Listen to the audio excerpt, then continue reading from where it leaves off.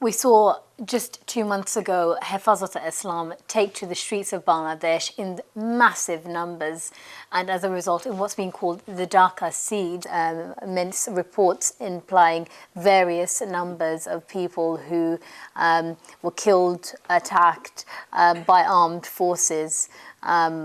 What do you have to say in that regard? And of course, with the number of strikes, this particular one took things to another level.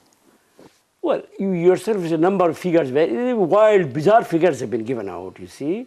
Thousands, and then officially, I think 8 people have been recorded to have been killed. There were reports that dead bodies were taken off the streets in the middle of the night. Silly, you see, if someone dies in Bangladesh, see this other thing in the garment industries. Mothers, fathers, brothers, husbands, they come and look for the next ones. If thousands were killed here in that Dhaka siege, this so-called Dhaka siege by Hifazat, where are the people claiming they are near ones to be, the bodies to be given? They would be crying, they would come out in the streets with their placards on. Why do the religious groupings in Bangladesh feel under attack? Why is it that this impression is given, and why are they made to feel in such a way? Feeling is a personal matter, emotional matter. How you feel is your own. But the point is, can they show, have we closed down any religious institutions? Have we closed down any madrasa? Is it possible in a country like Bangladesh? Can you close down a mosque? Is it possible in a country like Bangladesh? So what is the problem? I don't know. So if you want to run the country in your way, the way you want it, please come to the elections with the party, fight the elections, win the elections, form a government, and do whatever you like. The garments industry is one of the biggest industries in Bangladesh. It's responsible for 80% of the country's annual GDP. We saw a massive collapse which led to the loss of over 1,000 lives. Now, there's exploitation and corruption within this industry, and what's being done to tackle that? I'm absolutely with you, and absolutely with other human rights people who say that garment workers are not being paid fair wages. I would like them to be paid more. That's one thing, academic, theoretical side of it. But the practicality is we have to maintain our competitive edge. We have competition with the other third world countries. Now, but there's a fine line between our main strength is our labor. Our main strength is our labor. Huge number of labor, unemployed labor. Now, they will work for a low wage. That is our advantage. Now, between the two ends, we have to ensure that there's having a low wage, and then there's having factories which don't have clean water for workers to drink from, and there's having factories which have barricades on the doors, which have no fire escape if a fire was to hit. I mean, this collapse was one thing, but there was also a factory fire a few months ago which killed 117 people. There was a factory fire a week after the collapse which killed another 20-odd people. Just 2 weeks ago, there was water poisoning in factories. I mean, these sorts of rights for workers need to be implemented. Okay. What is the government doing to ensure that takes place? Yeah, you have me on that. You see, a low wage is better than no wage. Is that true? If you agree with me, a low wage is not justified by me. But the government has a right to, I'm moving into that area. I'm moving into that. The government is obliged to protect the peoples of its country. This garment industry has sprouted and become such large in countries, monitoring is more difficult. But if the Bangladeshi government isn't able to keep up with the growth, yes, there's amazing growth. Over the last 20 years, I think the Bangladeshi industry is worth $20 billion. That's 13 million pounds, UK pounds. Billions, Massive. 13 billion pounds. Massive growth over the last 20 years. But if the Bangladeshi government is not able to keep up with this growth and is not able to protect the rights of its workers, then for whom is this growth for, and who is actually benefiting from this? Absolutely, we would like to do much more, but we are doing also that. The one that we have done, that should be first also sort of recognized. There are minimum wages, guaranteed minimum wages now, which was not available earlier, and it's always constantly under review. We sit with the garment owners, industries people, and we sit with the labor groups, and we try to negotiate wages.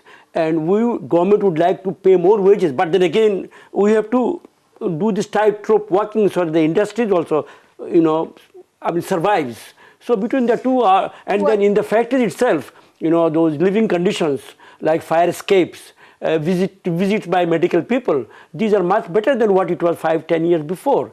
We have a long way to go, I agree, but we would like to appeal to the people here in the Western world that our situation would also need to be looked into. We don't have the number of people, trained people like this collapse in that building. We took so many days to recover the dead bodies. Well, the UN pledged to send support. The United Nations straight away said that they would send support and they would send people to assist with the efforts that were being made. But the Bangladeshi government, the Dhaka authorities, rejected this.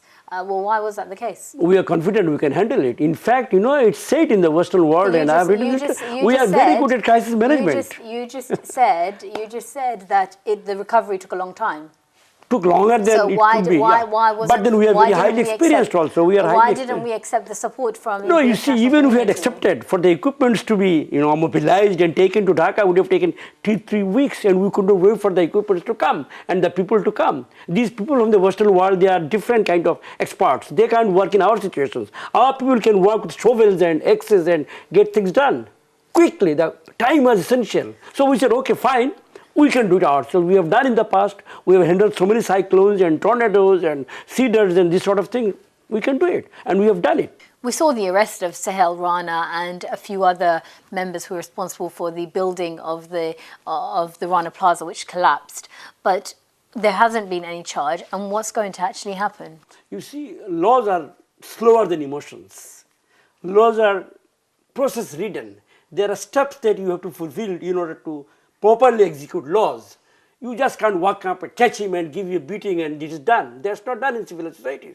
Even the worst criminal has his rights. We have to protect that. So Rana has been arraigned or charge-sheeted, and the courts will take its own action. But we've seen from previous cases, such as the factory fire which happened last November, that these things tend to take a very long time, and on occasion then not leading to an actual charge. A lot of these people are able to get away with many incidents. So how can people be assured that these people will be held to account? You are mentioning Tazrin fire, in which about 100 people were killed, I think.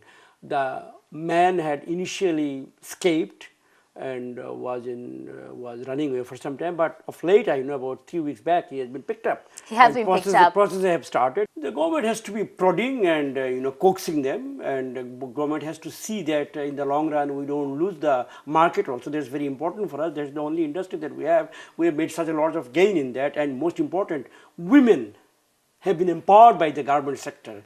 Thousands, literally hundreds of thousands of women are at work. They are earning their own bread now. So what I was saying, that low wage is better than no wage. A lot of women on the streets of Dhaka now or in the various places. Yes, but being alive is better than being you can say that way. Maybe being in a factory that we know is on the verge of collapse.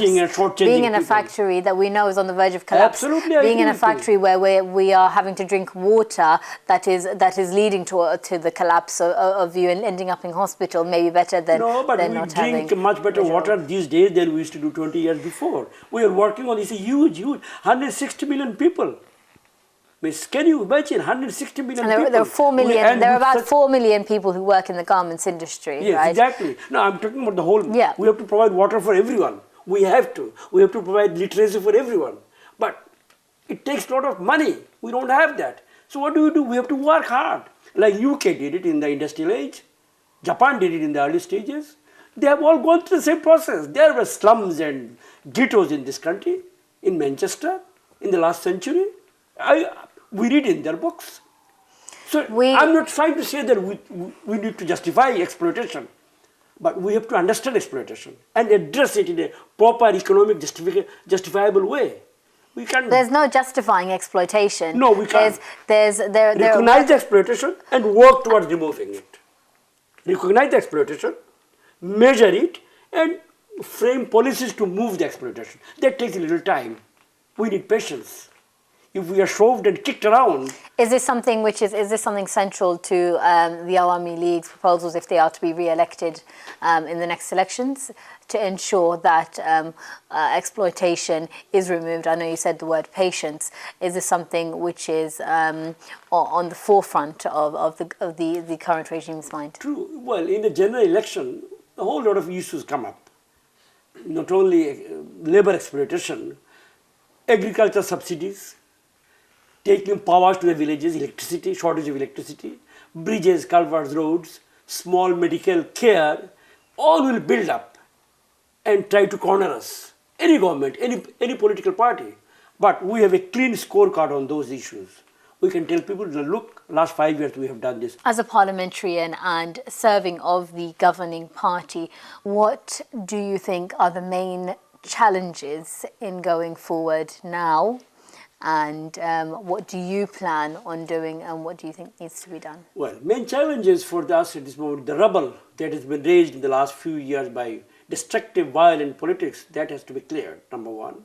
The issues of war crime tribunals, which is a commitment to the people before the previous elections, but in which we came to power with such a large majority. We had said in our election manifesto that if we are elected, we will.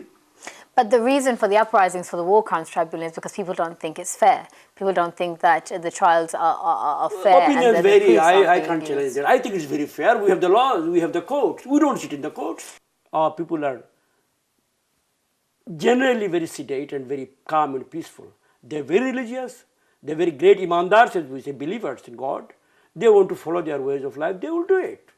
But anybody would like to put in something which is brought from outside and which is more violent in nature, which does not allow dialogue and discussion, that probably our people will not take.